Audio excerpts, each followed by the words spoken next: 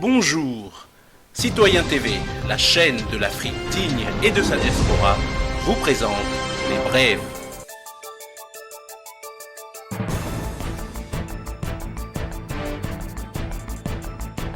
Au sommaire, Côte d'Ivoire, Diaspora, conférence du 18 octobre 2015 en Italie.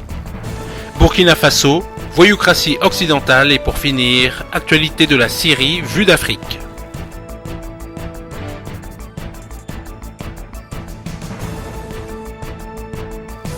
Tout de suite, Côte d'Ivoire boycott des élections d'octobre 2015, tournée de mobilisation de la secrétaire nationale Marie-Odette Lourugnon, après avoir parcouru l'ensemble des villages du canton de Guia, SP Gagnoa. La camarade Odette Lourugnon, secrétaire nationale chargée de la mobilisation, accompagnée du national Guillaume Kamekame, membre de la direction du FPI, a tenu à rencontrer les responsables des différentes structures spécialisées du parti, qui se sont mobilisés en grand nombre pour décider des conditions pratiques du boycott des élections lancées par le Front populaire ivoirien. Il ressort de ces échanges que le Front populaire ivoirien n'ayant pas de candidat, chaque militant, militante, sympathisant du FPI doit s'abstenir de prendre part à ces élections. Décision d'abstention qui montrera l'hostilité et le manque d'intérêt des Ivoiriens à cette mascarade électorale. La camarade Odette Lourugnon n'a pas manqué de féliciter les militants pour le boycott des retraits de cartes d'électeurs, qui est un signal fort donné à la dictature d'Abidjan, comme pour dire à Draman « Tu peux toujours brandir des armes de guerre, mais tu ne réussiras pas à emprisonner l'esprit du peuple qui tôt ou tard te jettera dehors. » Fréjus Kofi.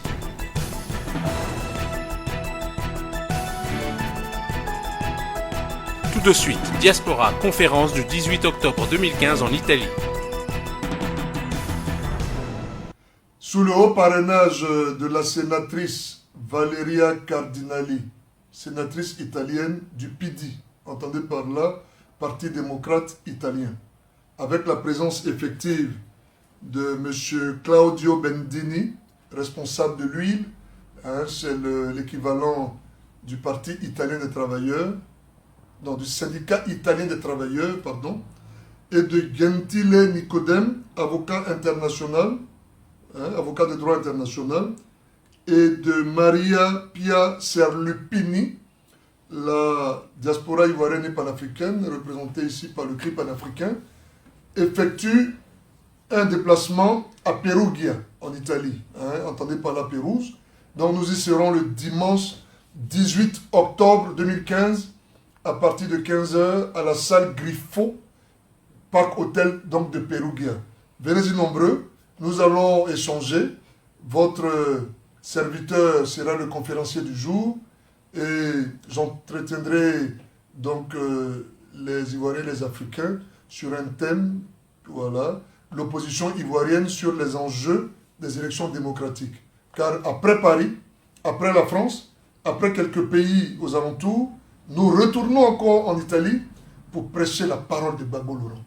Oui, pour expliquer la nécessité, l'impérieuse nécessité des Ivoiriens et des Africains de s'accrocher à l'idéal démocratique que nous a insufflé le président Laurent Gbagbo. À continuer le combat pour sa libération, pour que nous donnions forme à cet idéal qu'il a toujours donné, qu'il nous a toujours partagé avec le monde entier. Donc je vous invite massivement à venir à cette conférence pour que nous puissions échanger, pour que nous puissions débattre, avoir quelques comptes rendus, des visites à La Haye, et puis échanger sur l'orientation que nous donnons aussi à la résistance. Voilà. Ciao amici ivoriani in Italia. Vi diamo appuntamento 18 di questo mese a Perugia. Tout de suite, Burkina Faso.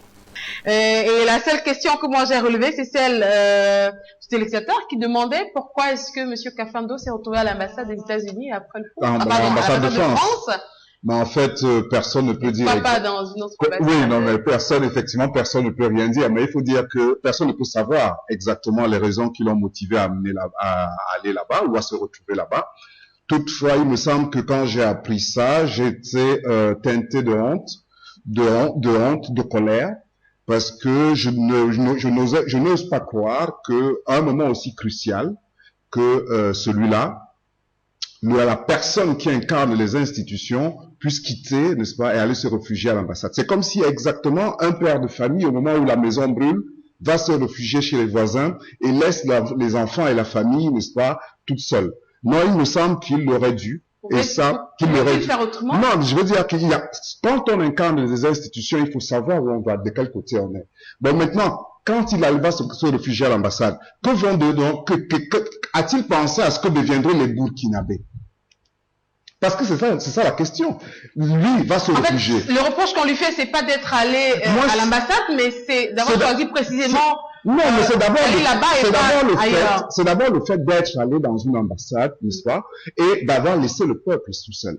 On aurait souhaité, en fait, personnellement, je peux me tromper, et je souhaite me tromper là-dessus, n'est-ce pas? Moi, j'aurais pensé, je l'aurais plutôt vu sur le front, pas sur le front, pas nécessairement sur le front militaire, mais en restant où il est, ou en parlant, ou en mobilisant, ou en parlant aux foules. Mais le fait qu'il soit parti, j'ai été quelque peu déçu. Bon, maintenant, aller à l'ambassade de France, vous savez que la France, de manière générale, n'a pas n'est pas en odeur de sainteté de manière générale, auprès des masses africaines. Donc y aller, c'était un peu embêtant, d'autant plus que la France n'est pas exempt de tout ce qui se passe en Afrique de manière générale, et notamment là-bas. On a bien vu qu'elle a exfiltré le président, l'ancien président, n'est-ce pas? Et donc qu'il soit reparti de là-bas, ça donne l'impression que la France n'est pas tout à fait neutre dans ce qui se passe là-bas.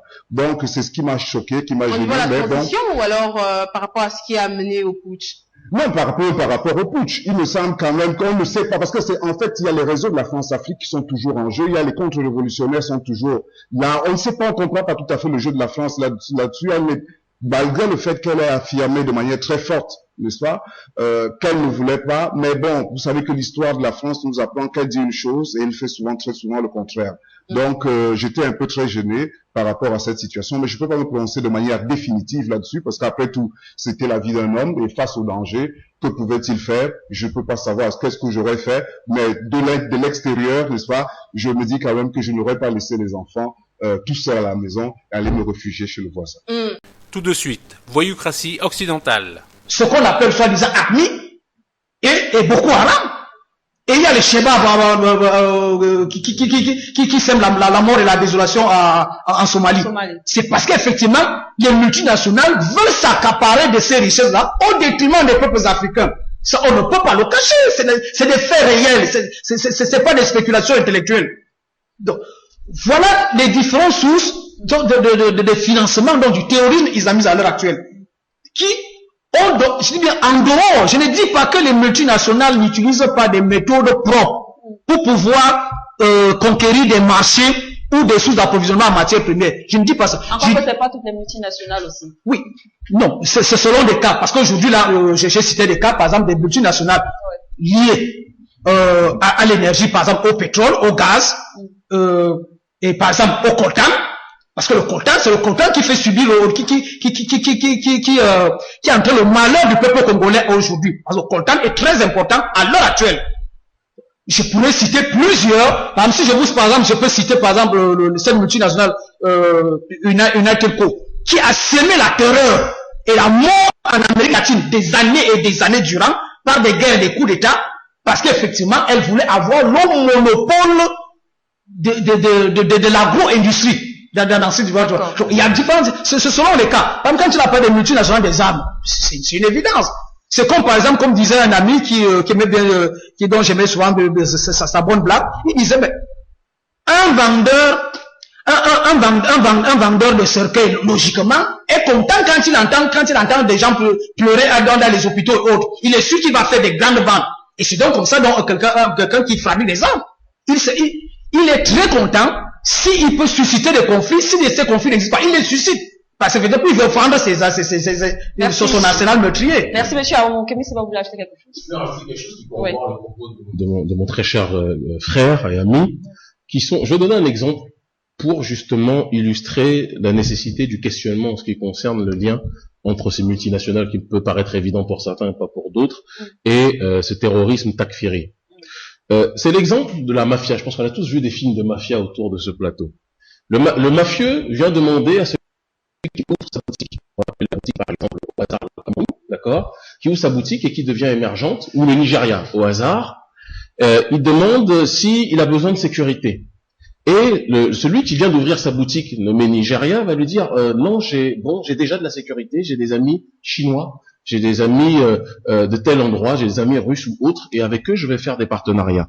Et le mafieux, qu'on va appeler au hasard États-Unis ou Qatar, ça dépend, c'est vraiment quelque chose qui est dû au hasard ou au hasard, tout dépend de où on se place, va utiliser un procédé qui est d'engager des casseurs, des voyous, des brigands, pour aller briser la boutique de celui qui avait refusé ce partenariat. Et lorsque cette boutique est brisée, le même qui avait refusé le partenariat avec le mafieux au hasard États-Unis ou Qatar va se dire que finalement, il est nécessaire de travailler avec ces derniers. Revenons maintenant dans le cas pratique avec ce qui s'est passé au Nigeria lors de l'émergence de Boko Haram. N'oubliez pas que le Nigeria était en train de changer, si on veut avoir une analyse géopolitique claire, changer son partenariat qui, depuis les années 90 et autres, avait été énormément axé sur les États-Unis. Ils étaient en train de changer, tout comme le Cameroun aussi, a changé. C'était un moment la France, et il a commencé à s'orienter vers d'autres nations.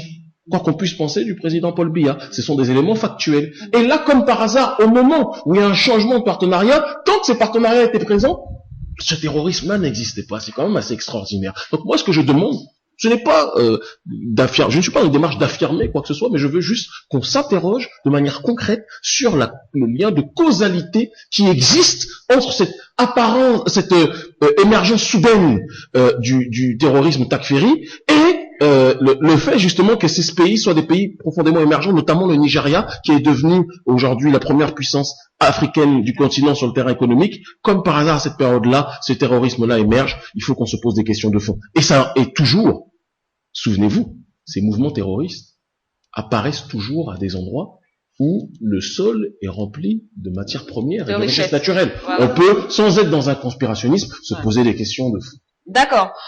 Et pour finir, la Syrie vue d'Afrique. De l'autre côté, Bachar al-Assad a été capable d'avoir une triangulation en ce qui concerne les alliances, à la fois l'Iran, à la fois donc la Russie et à la fois la Chine. L'Afrique, et je conclus par là, l'Afrique doit, et là je nuancerai encore une fois ma réflexion par rapport à ce que disait Luc Michel, ne doit pas voir de manière romantique cette situation en se disant oh, on a enfin des alliés purs qui sont en train de se lever. Il n'y a aucun, en guerre et en politique, il n'y a pas d'amis, il n'y a que des intérêts. Les intérêts directs qui sont les nôtres, les Russes ne sont pas nos messies, il faut arrêter de croire ça. Les Iraniens ne seront pas nos messies, il faut arrêter de croire ça. Par contre, il faut qu'on puisse être capable d'analyser les forces en présence. Les ennemis de mes ennemis peuvent être potentiellement parlant dans le présent nos amis. Et c'est ce que l'on voit aujourd'hui. C'est-à-dire que les adversaires de la Russie, de la Chine et de l'Iran sont pour la plupart des entités qui sont des forces coloniales en présence, qui ont des bases militaires de part et d'autre sur notre continent. Et donc, être capable de s'allier ponctuellement avec ces nations-là peut nous permettre justement de développer une sorte d'éloignement vis-à-vis des forces prédatrices qui nous ont colonisés depuis un certain temps. Mais ne voyons pas ça de manière romantique en disant les Russes, oh, Poutine nous aime, Poutine... Non, Poutine a ses intérêts qui ne sont pas les intérêts des Africains. Même s'ils peuvent être circonstanciellement parlant les mêmes intérêts dans le présent, pareil pour les Iraniens, mais aucun angélisme. L'Afrique doit compter sur elle-même. L'Afrique doit compter sur elle-même, tout en nouant des alliances avec lucidité. Ah, voilà.